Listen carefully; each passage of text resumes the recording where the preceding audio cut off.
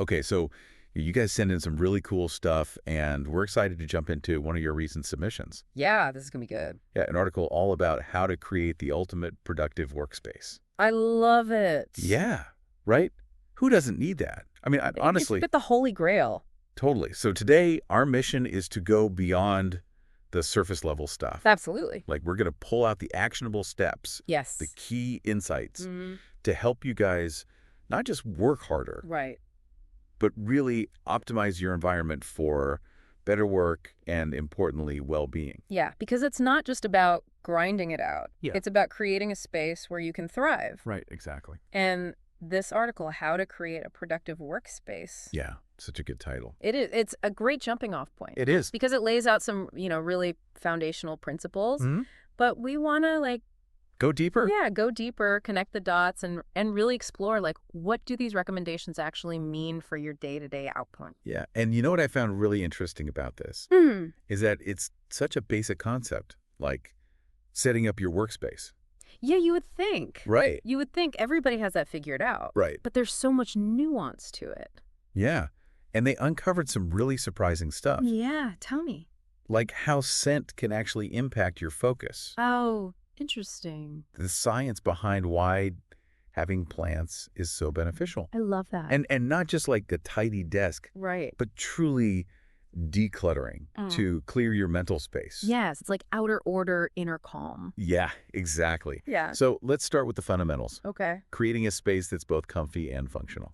This is where it all begins. Right. The article rightly emphasizes ergonomics, Yes, investing in quality furniture. absolutely.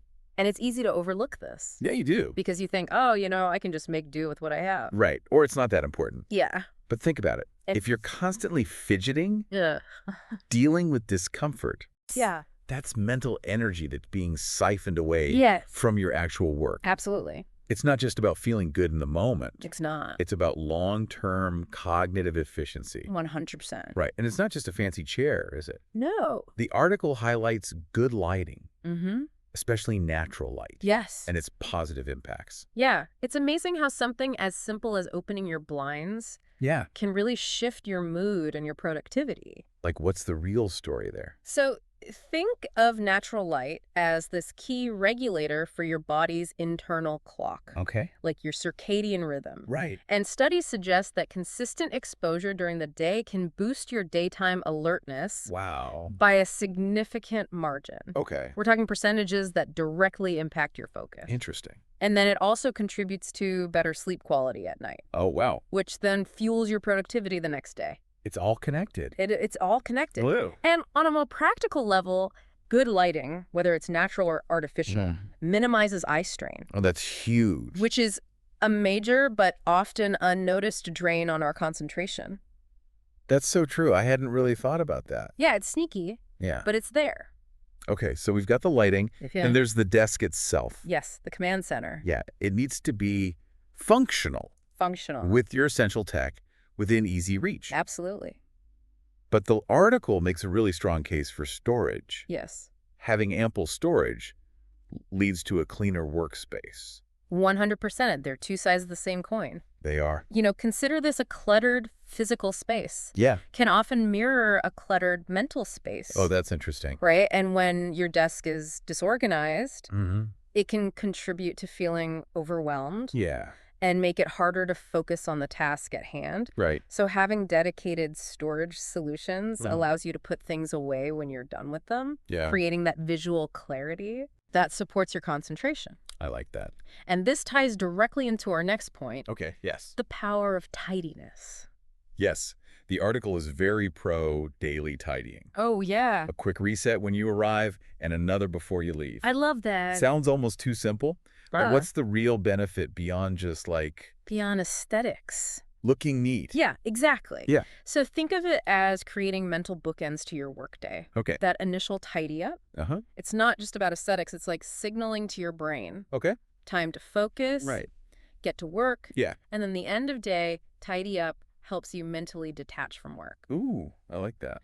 allowing you to, start fresh the next morning. Reset button? Exactly. And this consistent habit prevents the accumulation of clutter, Yeah. which, if left unchecked, can become a significant source of distraction and mental fatigue. Yeah, for sure.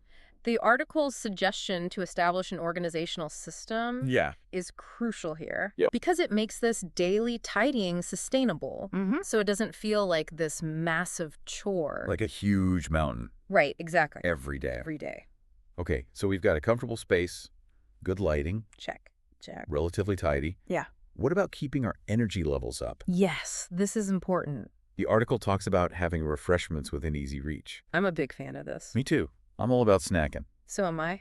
Huh. What's the science behind that? Like, why is that important? So, from a purely physiological perspective, Yeah. it makes perfect sense. Okay. The article highlights how staying hydrated, maintaining stable blood sugar levels, Right. is crucial for your brain to function at its best. Okay.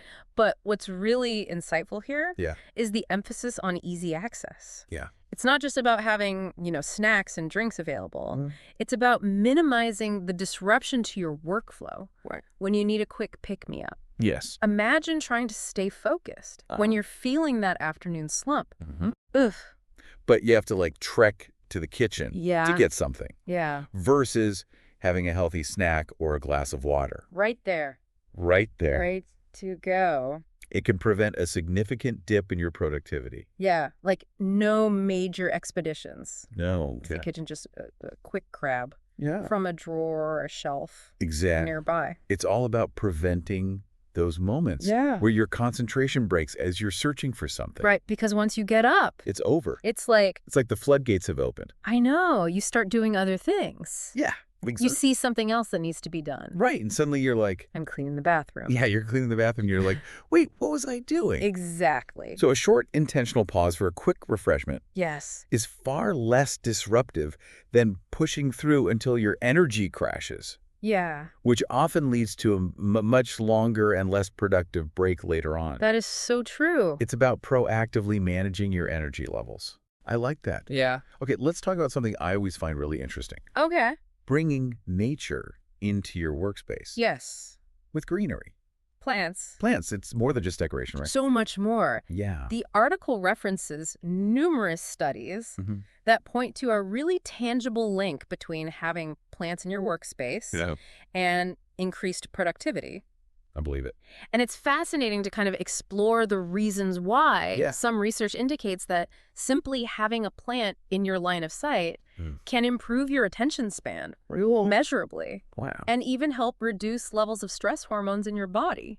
I love that. It's amazing. So it's not just like a placebo effect. Yeah. It's a real thing. It's a real thing. Wow. And it's not just the mental benefits, right? Oh, The article talks about improved indoor air quality. yes. That's something I hadn't really considered as a direct factor in productivity before. It's subtle, but it's significant. Poor indoor air quality, which is often caused by things we don't even think about, Like what? like dust mites, Okay. mold, Ooh, yeah. pet dander, Yeah. can lead to feelings of fatigue, headaches, What?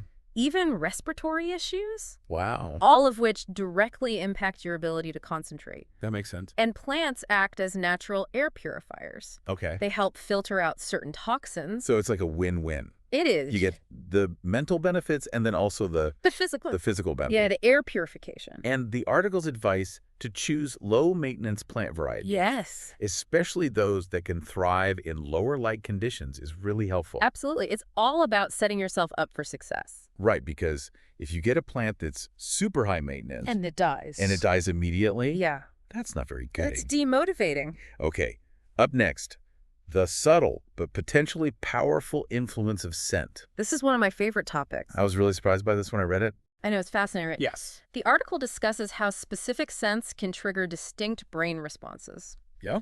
And what's particularly interesting here Yeah. is the direct pathway between our sense of smell and the limbic system in the brain, Okay. which plays a key role in our emotions and memory.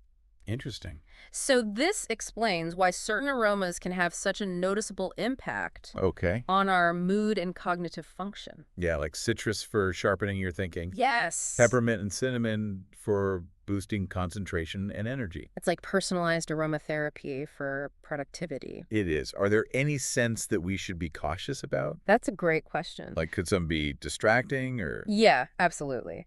So while certain scents are generally associated with positive effects. Okay. Individual sensitivities can vary. Right. You know what one person finds invigorating, another might find overwhelming or irritating. That makes sense. So the key here is experimentation and moderation. Start with very subtle aromas and pay attention to how they affect you. Yeah. Avoid anything that feels artificial or too overpowering. So just be mindful. Exactly. Okay, let's move on to something that seems kind of obvious, but I think a lot of us overlook. Yeah. What's that? Optimizing the reach for the items that we use most frequently. Oh, this is a good one. It sounds so basic, but does it really make that much of a difference? It can make a surprisingly significant difference, Okay. especially over time. Okay. You know, the article correctly points out that constantly having to get up and search for things breaks your concentration. Yeah. And what's fascinating is how these seemingly minor interruptions add up over the course of a day, not just in terms of lost time, but also in terms of mental momentum. Right. Each time you're interrupted, it takes a little while to get back into that state of deep focus. That's so true. It's like you're constantly starting and stopping. Yeah, and you lose that flow. You lose the flow, exactly. So it's about creating a smoother, a more seamless workflow. Yes. Minimizing the friction point. Exactly. So you can stay in the zone. In the zone. Okay, now let's tackle a major productivity hurdle, I think, for a lot of people. What's that? Background noise. Oh, the nemesis. Yes. Of productivity. So the article talks about this as being a major drag. It is. On motivation, stress levels, and productivity. Absolutely. Whether it's the TV in the next room, family chatter office, sounds like construction. Oh my gosh, yes. Traffic. All those things. It all adds up. What's interesting is how our brains actually process this even when we're not consciously paying attention to it. Yes, because our brains are always scanning the environment for potential threats. Okay. And even if we're not consciously aware of it, our brains are still picking up on those sounds. Okay. And it can increase our cognitive load, making it harder to concentrate and retain information. So what are some things that people can do about that? So the article offers some really practical solutions. Okay. Noise-canceling headphones are a game changer for many people. I love this. They create a pocket of auditory calm, allowing you to focus on your work without being constantly bombarded by external sounds. And sometimes even if I don't have anything playing, just putting on headphones helps? Absolutely, because it acts as a physical barrier and a visual cue to others that you need to concentrate. Yeah, do not disturb. Exactly. It's like setting up a boundary. Yeah. It's about creating a sense of auditory control in potentially noisy environments. Yeah, I like that a lot. Me too. Okay, last but certainly not least, Hit me. the article emphasizes movement breaks. Oh, this is so important. I know this is something I struggle with. Me too. It's easy to get caught up in the flow. Yes. And just sit there for hours on end. Yeah, and then you're like, oh my gosh, my back hurts. What's the real impact of skipping these on our productivity?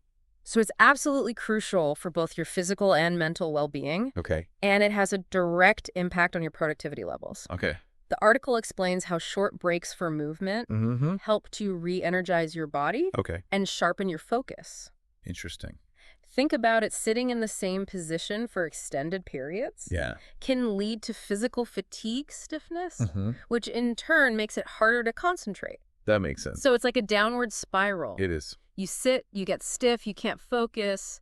And the examples that the article gives are so manageable. Like what kind of things? Quick stretches, a short walk around the house or the office, a brief chat with a colleague. It doesn't have to be a full workout. I like that. Just a few minutes of movement can make a big difference. What's happening in our bodies when we do that? So these short bursts of movement increase blood flow throughout your body, including to your brain, which directly benefits cognitive function. They also provide a mental reset, allowing you to step away from your tasks briefly and return with a fresh perspective and renewed focus. It's like hitting the reset button. Exactly. It's about preventing mental fatigue and maintaining sustained productivity throughout the day rather than pushing yourself to the point of burnout. So important. So important. Okay, so to recap, we've talked about creating a comfortable and functional workspace. The power of daily tidying. Yes. Having refreshments easily accessible. Important. Bringing in that greenery. Love it. Being mindful of scents. Absolutely. Optimizing the reach for our tools. Streamlined. Strategies for dealing with that background noise. Noise-canceling headphones for the win. And the absolute necessity of incorporating movement breaks. Yes, move your body. All of these insights come straight from the article you guys sent in. And what's so valuable about these recommendations is that they're all within reach. They are? These aren't abstract theories. Nope. They are concrete steps that you can begin to implement right away. I love that. To transform your workspace into a more supportive and productive environment. I love it. Ultimately enhancing your overall work experience. Yeah. So here's something to consider. Okay. Out of all of these different strategies we've talked about, which one feels like the most immediate and easiest change you could make to your workspace? And what kind of difference do you think that one small change could have on your productivity and how you feel while you're working? Such a good question. And remember, this is just the beginning of this journey to optimize how we work and how we learn. And there's always more to discover. There is. So keep those articles coming. Yes, please. We love hearing from you guys. We love it. And we'll see you on the next deep dive. Until then, bye.